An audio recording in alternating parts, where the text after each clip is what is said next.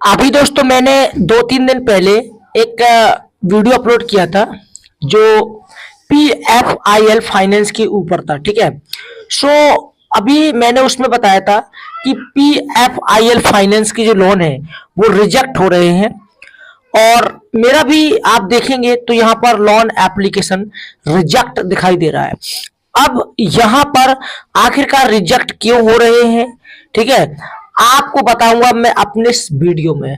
और यहाँ पर अगर आप लोगों का भी लोन रिजेक्ट है तो आप लोग बड़ी आसानी से 1 मिनट के अंदर समस्या का जो फार्मूला है वो जानेंगे और आप अपनी समस्या को निकाल लेंगे। तो अभी देखो यहाँ पर लोन एप्लीकेशन रिजेक्ट, ठीक है, we are unable to approve your loan at this time. मतलब कंपनी बोल रही है कि आपको हम इस टाइम लोन प्रोवाइड नहीं करवा सकते।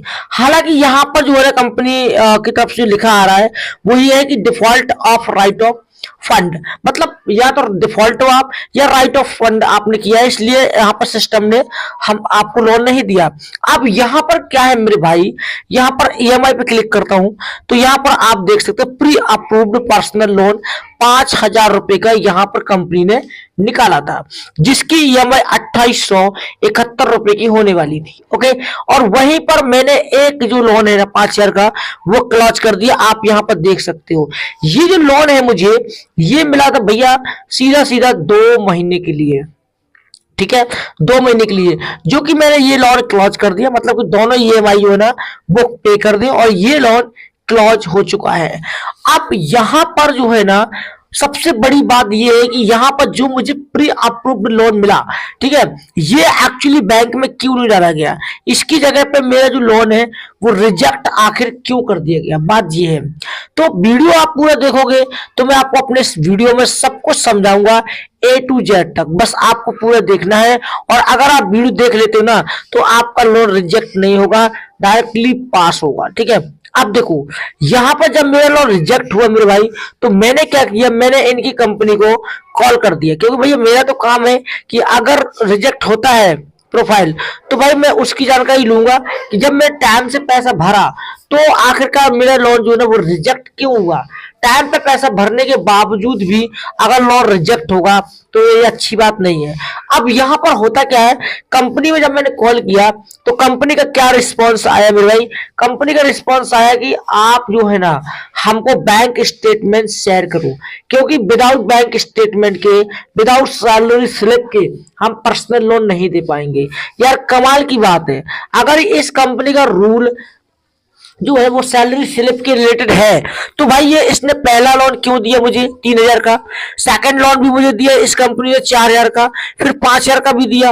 मतलब ये कि कंपनी ने 3 टाइम लोन दे करके कम से कम मेरे से 1,500 रुपए कमा लिए।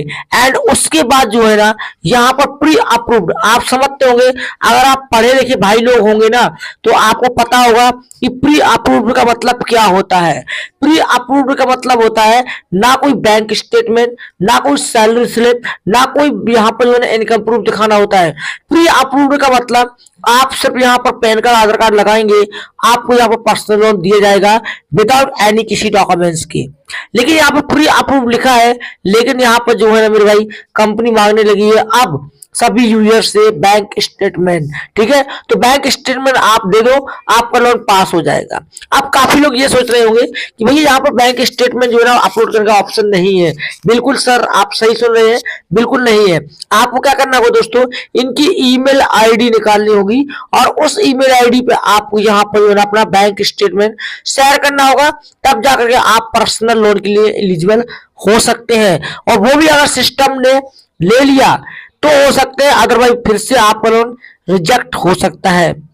सो मेरे भाई सबसे बड़ा रीजन यही है PFIL का अभी इस टाइम लोन रिजेक्ट हो रहे हैं, क्योंकि हम लोग बैंक स्टेटमेंट नहीं दे रहे हैं। बैंक स्टेटमेंट दो, फिर देखो कमाल PFIL फाइनेंस कंपनी का। चलिए मिलते हैं दूसरे किसी वीडियो में, तब तक के लिए मेरे भाई जय हिंद जय भारत।